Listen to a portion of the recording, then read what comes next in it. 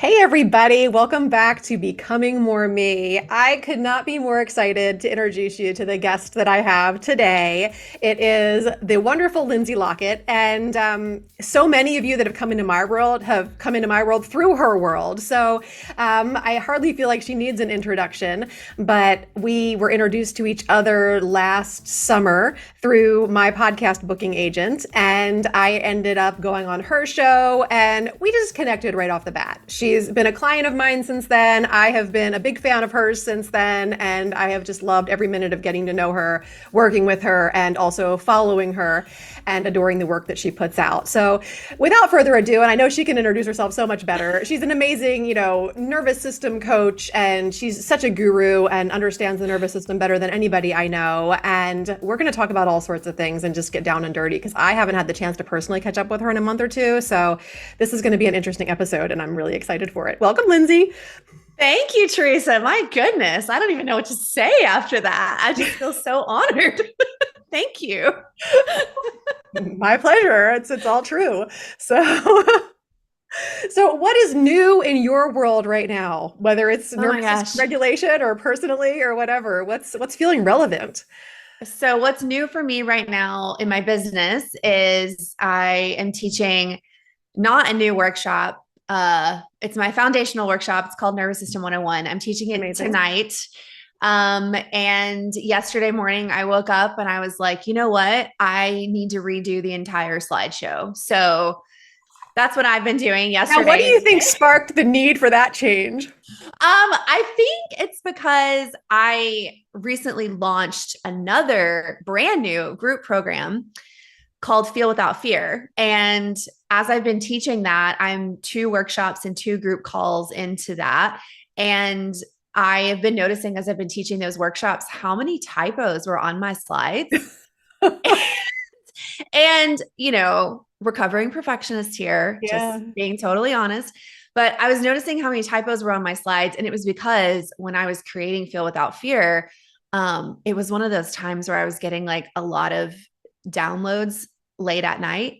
So it would be like 9:30, 10 o'clock at night. And I would just start getting downloads and the universe would be like, it's time for you to go down and go to your office and write all this down. And so I just started creating the workshops like that way. So I'm like typing furiously, trying to get it all down before I lose it. Well, then of course it's like 10 o'clock at night and I'm tired. And so I have typos. So I was like, okay, I have a standard of excellence in my business. I don't have to be perfect, but I can do better than this. And also I was just a little bit bored with like the graphic design of my nervous system 101 slides. So I hear in you. the spirit of excellence, but also keeping things fresh and also correcting my typos, I'm redoing my slideshow. Did you present it with the typos? I've presented it at least 12 times with the typos. Yes. Well, I just hope that you've like wired it back into yourself that like the world hasn't stopped and nothing bad has happened because Yep. of the typos, so that you can. Because Yep. I am just like you. I would prefer there be no typos ever, and that my grammar is always correct, and also Well, it same. rarely is. Yeah. So Yeah. I was an it English really major is. in college, so I do have good grammar and good spelling. But again, when it's 10 o'clock at night and you're sleepy, but the universe is like giving you stuff and you got to get it down, you have some typos. So Absolutely. it's going to be great. And then I won't have to redo it again until I decide to rebrand it in another year and a half. Beautiful. So, for those of people who are not familiar with your work or with you, can you talk to us a little bit about, like who you are, where you're from, where you live, what your day-to-day life is like, and also Yeah. how you got into geeking out on the nervous system? Yeah. So I call myself a trauma educator and a nervous system coach. I've been in this particular line of work since the summer of 2020. That was when I started my current Instagram account. So 3 years now. That's interesting because And that's almost exactly when I launched Becoming More Me, that this iteration of my business. My friend Kat and my friend Chelsea also both launched businesses in the summer of 2023. It was like we were all holed up in our little cocoons and we were like, we're fucking entrepreneurs. We're going to like do some cool shit here. And we did, right? Like, like Absolutely. we got bit by the creative COVID bug and yeah, no regrets for sure. But how did I get into this line of work? So I went through a dark night of the soul in 2018, beginning of 2019. And um, the details of the dark night of the soul are basically just like it was 5 straight months of severe anxiety, nearly constant panic attacks, really, really terrible insomnia, like 2, 3 hours of sleep a night on a good night for 5 months. A lot of mysterious pelvic pain, health anxiety about the pelvic pain. So then going down the Google rabbit holes and trying to diagnose myself and fix myself and control my health and micromanage my health. And I was on the most restricted, like, health food diet I've ever been on in my life, like no gluten, no grains, no dairy, no eggs, no sugar, like No so, fun. no fun whatsoever, no alcohol, not even, no alcohol, no weed, no nothing fun. Okay. And I was taking like probably $400 worth of supplements every month. I was doing like stealth pathogen protocols and just all this kind of stuff. And I wasn't getting better. I just kept circling the drain. And I have a history of complex developmental trauma. I have multiple mental illness diagnosis, from generalized anxiety disorder, panic disorder, major depressive disorder without psychosis, chronic insomnia, um, PTSD. If complex PTSD was in the DSM, I would have that one too. Right. So I have a history. I've got a lot of developmental trauma from my childhood, a lot of insecure attachment.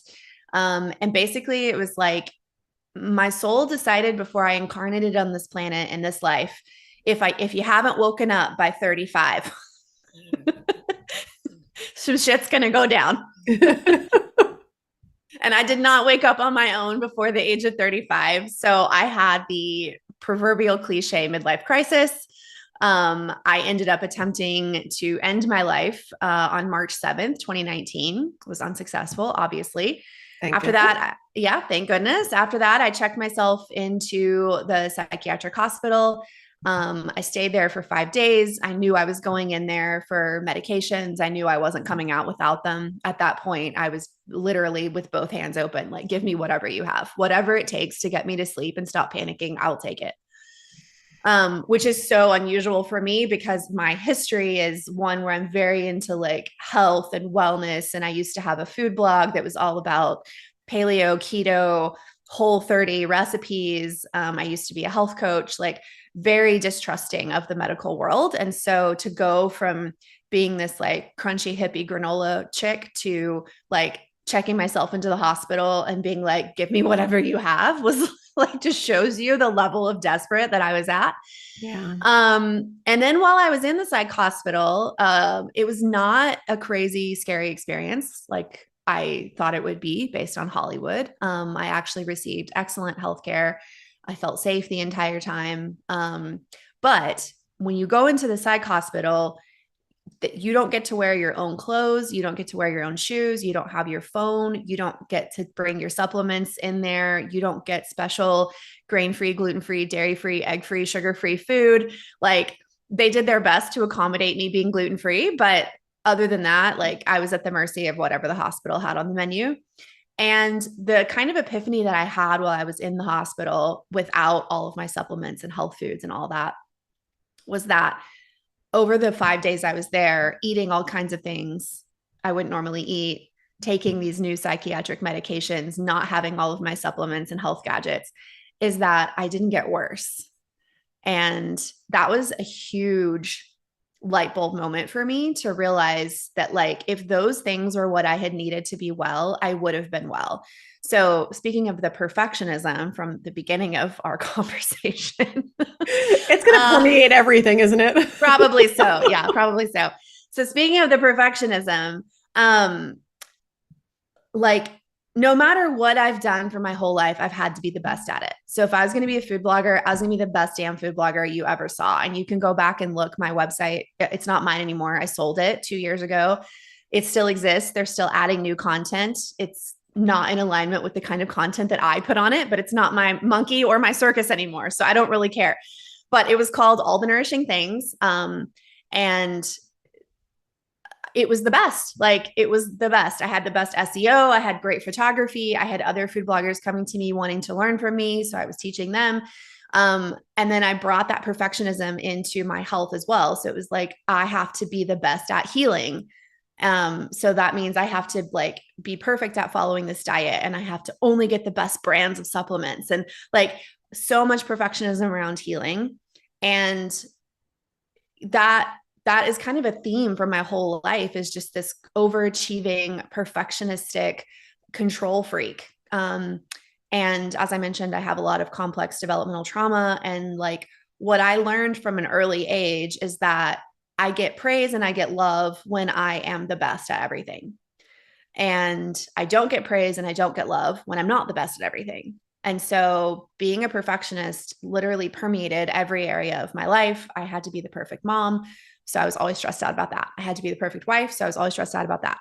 At that time in my life, I was an evangelical Christian, and I was ever striving to be the perfect evangelical Christian. That'll just stress you out on its own. Boy, that's a whole episode on its own.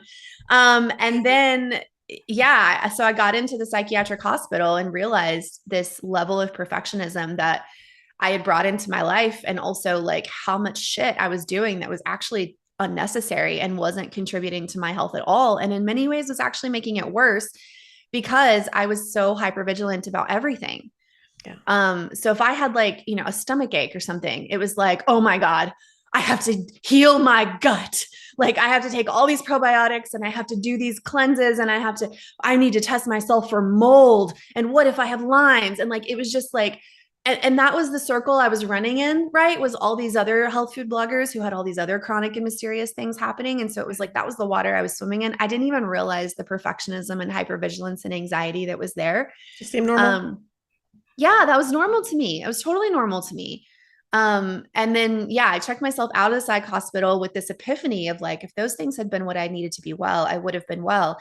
And I had a long process in front of me, because I checked myself out of the psych hospital mid-March of 2019. 3 months later, we traveled to London, and I ended up having a surgery on my pelvic veins, which was the source of all of the pelvic pain I had been experiencing. So I got that figured out. I had lost a ton of weight during that time of anxiety and insomnia. And so I had a lot of weight that I needed to put back on, because I literally looked like skin and bones. I looked very, very sick.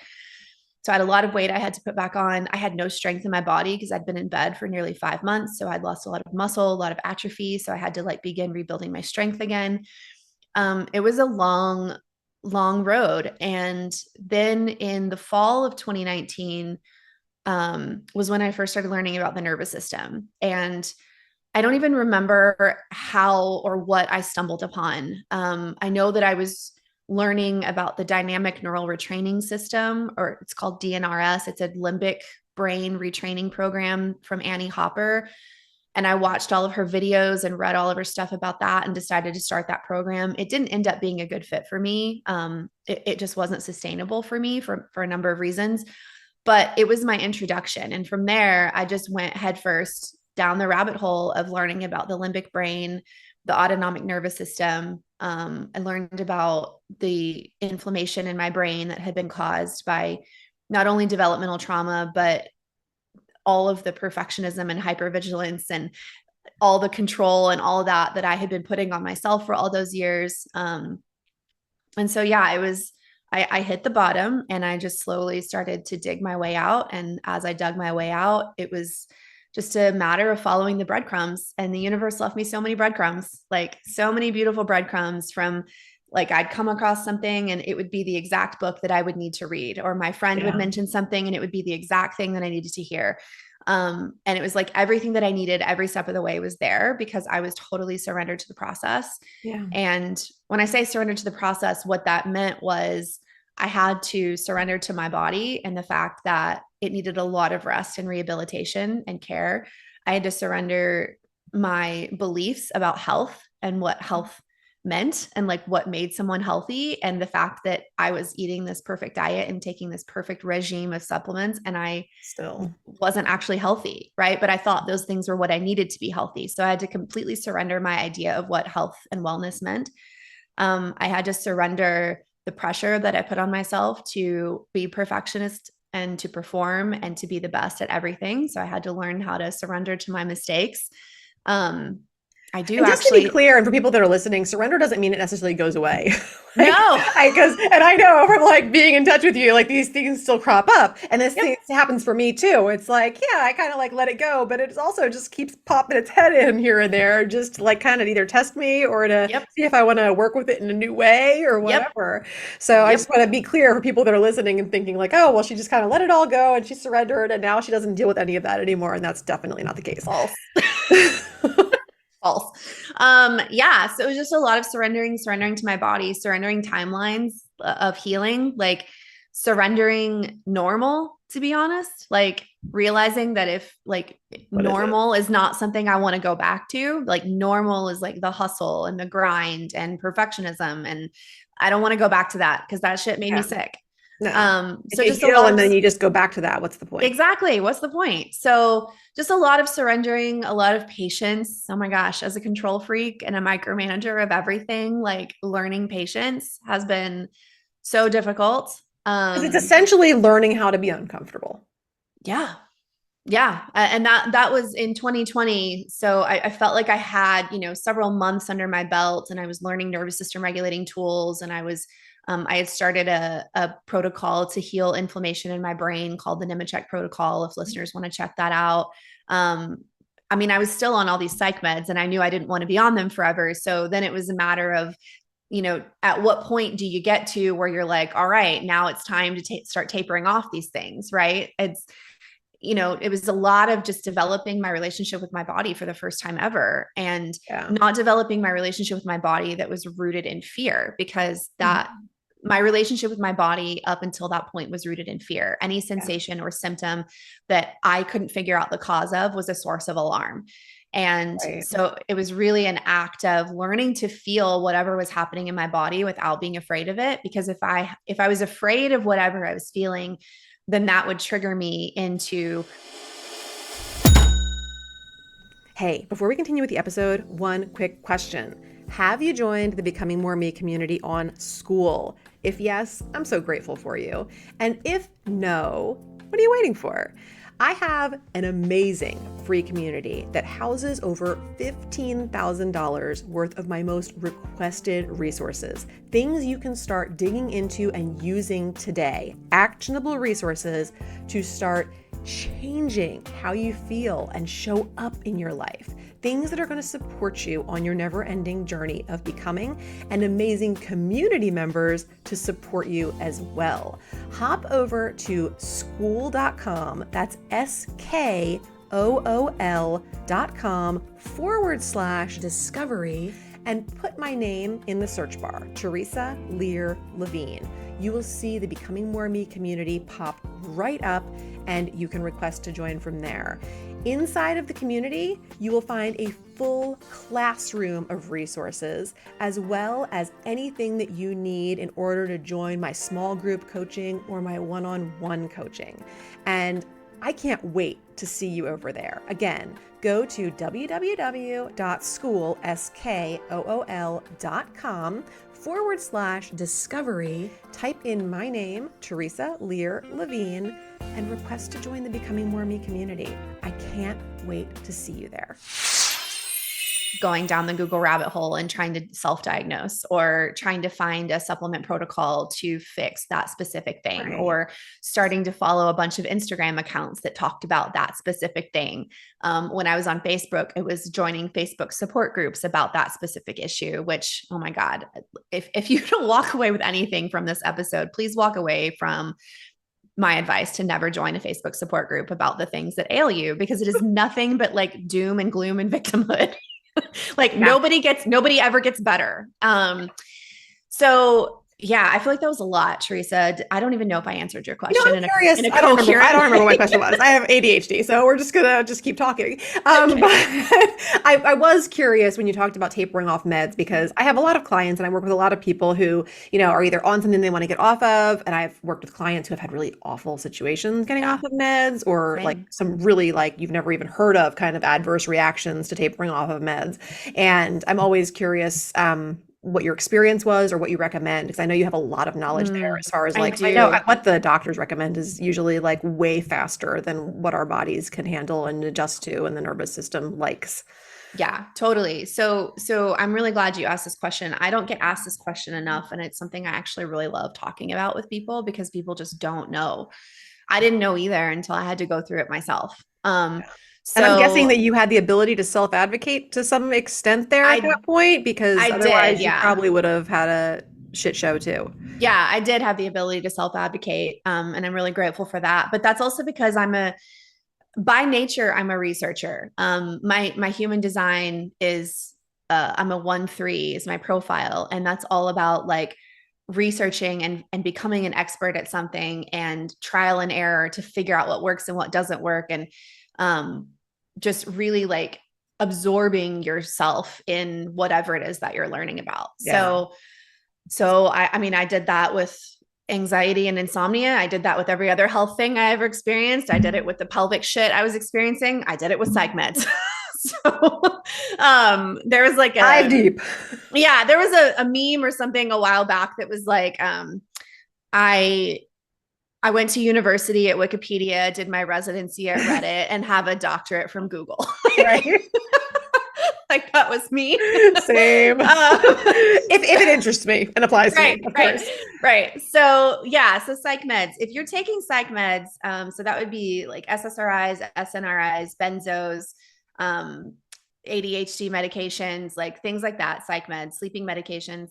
Um, what people need to understand is first and foremost, there's no proof that the chemical imbalance theory of mental illness is correct. So that's one to know. Second, your providers who prescribe these types of medications are not at all versed in the nervous system or anything holistic.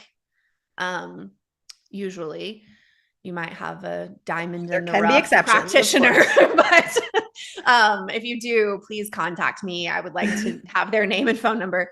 Um, Do they work so virtually? right, Please? right. Can I see them? And then also when you take something like this, you're fucking with brain chemistry. Like that's what people need to understand is that you're fucking with brain chemistry. So if and when you decide you're ready to go off, it is a terrible idea to just stop taking it cold turkey, which hopefully everyone knows that, but some people don't. Um, for benzos, for example, I was prescribed benzos. I was also on mirtazapine, which is an SNRI, and I was on Seroquel, which is an antipsychotic. I was on a low dose of that for sleep. Um, I was able to quit the Seroquel cold turkey because I'd only been taking it for 6 weeks. It was giving me some pretty crazy side effects. And I had the other two medications to sort of like mitigate any withdrawal that I may have felt from that. So I Right. wasn't on Seroquel for very long, but then I was on mirtazapine and clonazepam for several months after that. And I decided that I wanted to taper off the clonazepam first because I felt that the risk of taking a benzo long term was higher than the risk of taking mirtazapine long term. Okay. So, most doctors, when you want to taper off of a benzodiazepine, what they advise you to do is to reduce your dose by 25% per week until you're off in 4 weeks. With a benzodiazepine, this advice is completely ridiculous and it is Dangerous. dangerous. It's risky. And it's frankly like it's the dumbest advice that a doctor could ever give. And so So there's got to be people out there that are responding to that okay. If yeah, so there was a there's still doctor. people doing, I mean, how else would they be suggesting it? Well, I think a lot of people, when people are go in to get a prescription for psychiatric medications, they're not always given all the information, so they don't have the ability to make truly informed consent. So what I mean by that is like if you go to the doctor and you want a prescription for a psych med, that's fine. But it is that doctor's job to present you with all of the information, including what a taper plan looks like before you choose to get on that medication. If you are choosing to get on a medication, you need to know what the plan is for getting off of that medication. But most doctors don't give you that because most people don't want to get off medication once they get on it. They're like, oh, this helps. This is great. I'm going to be on this for the rest of my life. Right. Um, But for me, that just wasn't an option because I just knew in my heart, psych meds weren't forever for me. Like I had functioned 35 years of my life without them. I knew I could function without them again.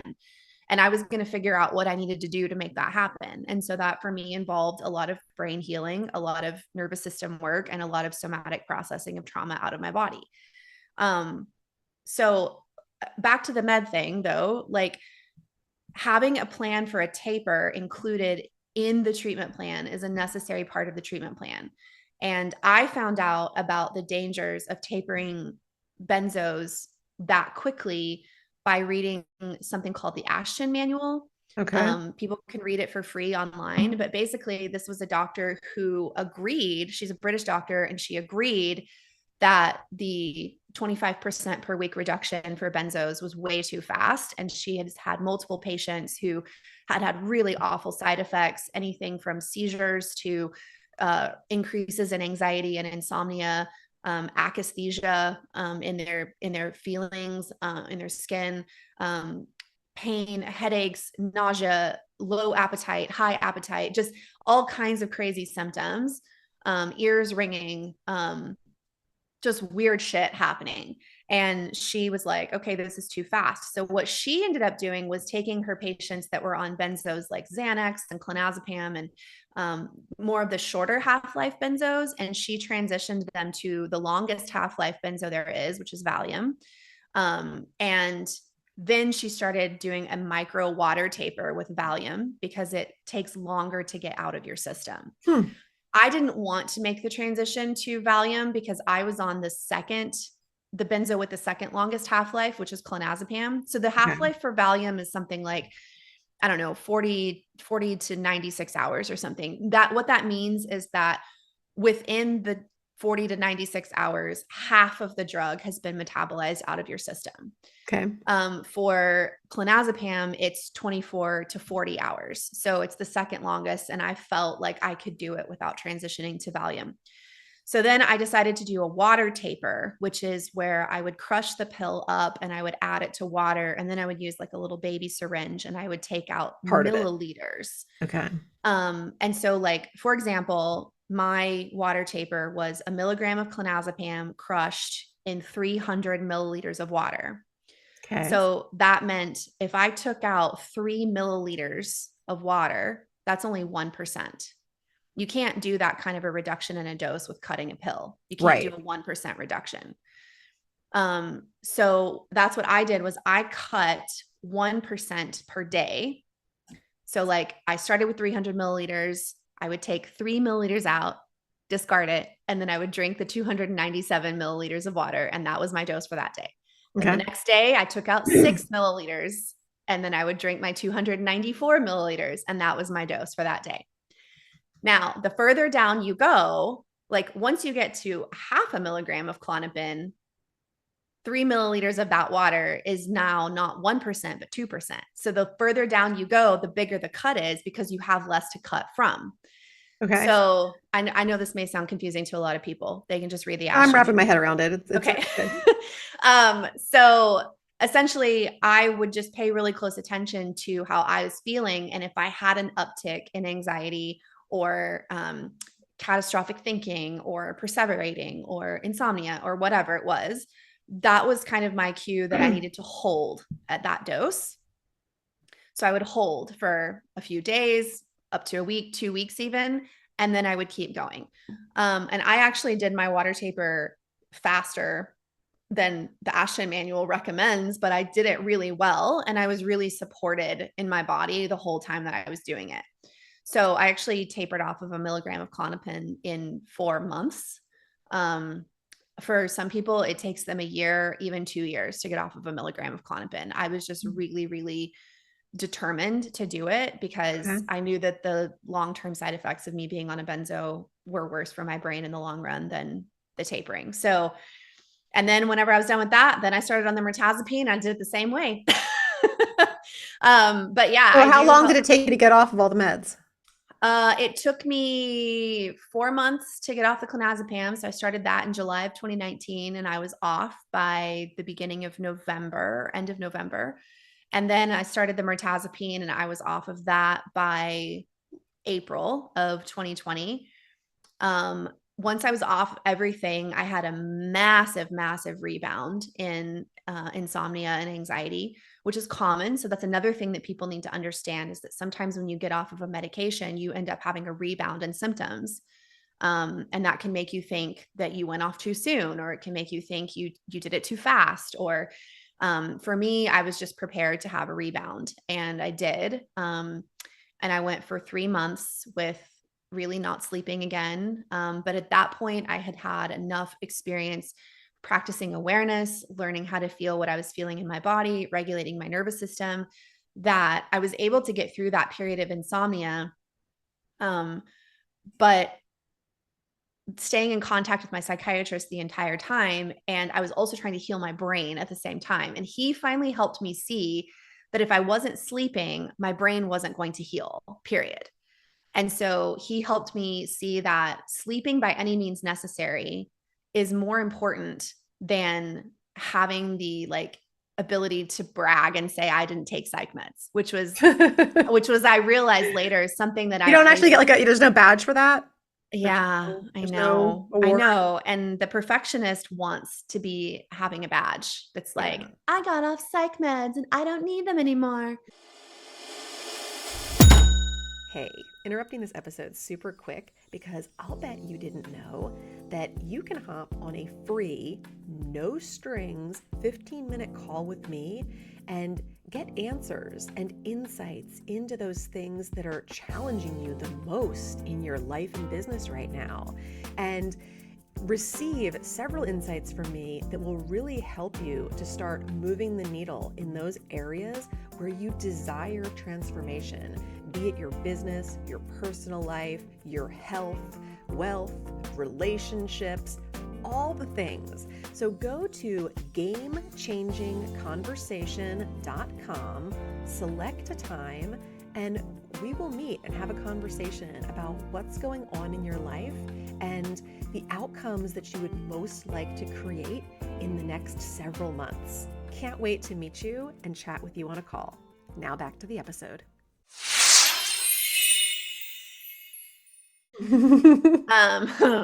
So again, the universe is like spank.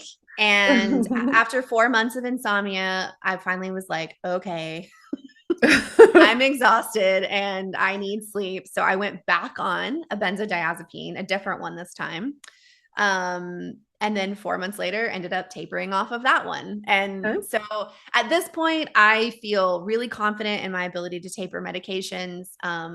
I don't advise clients on tapering, but if they ask me questions about it like Sure. this, I certainly will. Yep. And I have supported a couple of clients in coming off medications, one of whom has successfully tapered clonazepam and is currently tapering Zoloft. So Awesome. it is something I work with.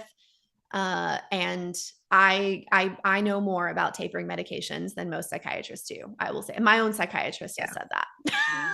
Yeah. So It's sad because this is the part where we should say you should always talk to your doctor first and all this kind of right. stuff. And yet we already know that most doctors aren't going to give us this kind of a detailed Nope. rundown of how to do it.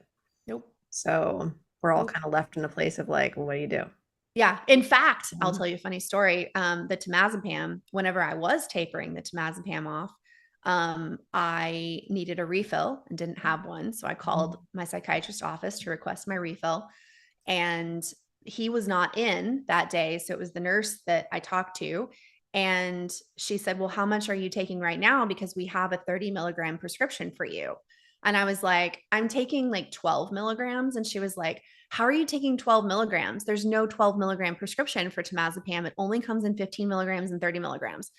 And I was like, well, I'm emptying the pill into 30 milliliters of water. I'm mixing it up and I'm taking 12 milliliters out, which equals 12 milligrams, because 30 milligrams of water or 30 milligrams of temazepam plus 30 milliliters of water means 1 milligram per milliliter of water. So she was like, how did you learn to do that? Who advised you on doing that? I was like, it's just math. I'm just doing it myself. Like to me, it was so common sense, but to them, they'd never even heard of someone who was like using their own agency to custom dose themselves as they were doing a slow taper off of a medication. So I'm sure I got talked about in the nurses' lounge I that wouldn't day be or something. surprised if some doctors also don't want to keep people on the medications as long as they would have to in order for them, or keep like refilling things or whatever, as long as they Yeah. might have to for somebody to taper off safely. Yep. My first psychiatrist, I had that issue. So I decided that I was going to do the taper and starting in July of 2019. And around August, I actually ran out of my prescription. And so I called and I was like, I just need you to keep prescribing this until I'm done. I'm getting off of it. I'm making progress. Like I'm not trying to stay on this long term, but I'm doing a really slow micro taper to protect my body and make this as easy for myself as possible. And she was like, well, I would advise you to just cut your dose by 25% per week until you're done. I'm not prescribing any more of this for you. So even though I was trying to get off of my medication, I wanted to be able to go at my own And you were doing it pace. successfully. It's not like you were I trying and was struggling. You were trying and having success with tapering. correct. And I think I was off like maybe 75% or no, like 25% off at this point. Um, so I just couldn't believe that I was like being transparent about the fact that I wanted to get off these medications, that I was doing it at my own pace. I was listening to my body, stopping and starting whenever I needed to. And she was still like, no, I'm not going to refill that for you. Start cutting your dose by 25%. Like it's bananas. Bananas. Absolutely. Well, I appreciate you sharing all the details on Sure. that, because I don't think we've never talked about this subject on the Becoming More Me podcast, and it's not common stuff. But I'm sure there are people out there that would be really appreciative to have this to be able to refer I to hope it was if and helpful. when they need it. So yeah, I am going to say at this point that for people that are listening, we're going to be doing a two-part episode here. Yeah, I So think so. I'm going to be kind of like pausing here and going to the next one, but our next question will be on the next one. So look for a second part if you've enjoyed this first part, and Lindsey and I are going to keep talking because I have so much more to ask her, and it's Okay. just going to be separate episode worthy.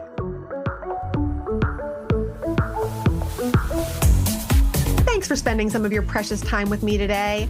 If you loved this episode, please leave a review or simply share it with someone else who would get great benefit from it too. If you share on social media, please tag me so I can personally connect and thank you. Until next time, keep taking bold and brave steps towards becoming more of who you want to be in this world. You are capable, you are worthy, and you are enough. And if your inner critic is still trying to argue with those facts, hit me up. We've got work to do.